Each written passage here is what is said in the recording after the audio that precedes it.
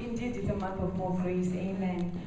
Just to explain a little bit so that you understand what the Lord did for me was that when I relocated to this country in 2007 to be with my husband, I was coming from the States where I had a degree.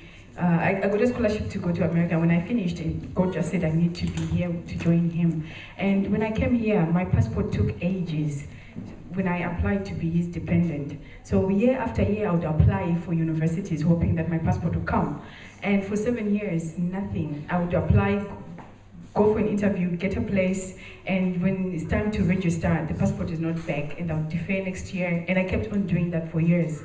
And then the same thing happened this year. I applied again, and by faith, hoping that my passport would come, and it didn't, and I missed the time for registration, and then I had to travel to Zimbabwe. And when I got back, because I had missed the time, I just said, you know what, it was the month of opening doors. I said, I'm just gonna send an email.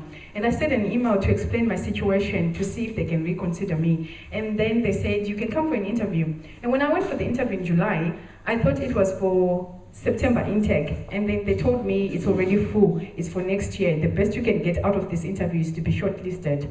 I was dejected at that point, thinking, what's the point? But then when I came here, we went for ICLC. They sent me an email to say, you've got, shortlisted. If you're still interested, say yes. And I said yes, but I thought, I can get a place for next year, which is definite, that I don't have to reapply next year. And then they said, okay, we'll consider you. And then the following year, the following day, they sent me an email to say, we have now given you a place for next year.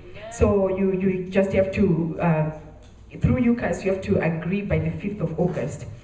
And 5th of August was a month of praise. And I said, Lord, I spoke that this year, I don't want to defer again for next year. Keeping on deferring year after year, I want to go this year. So the 5th of August, I didn't accept the offer.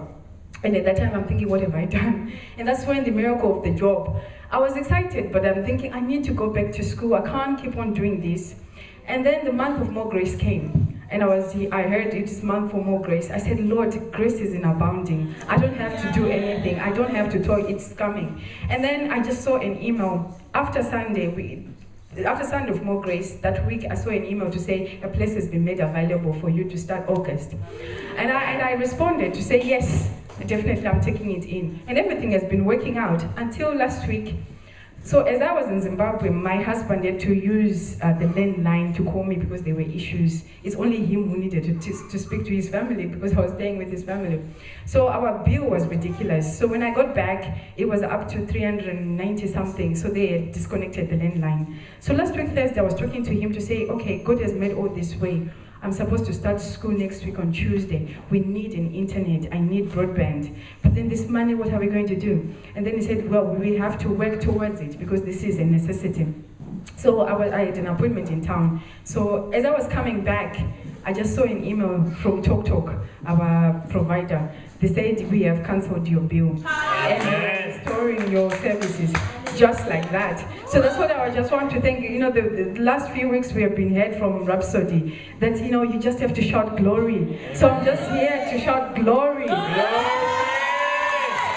Amen.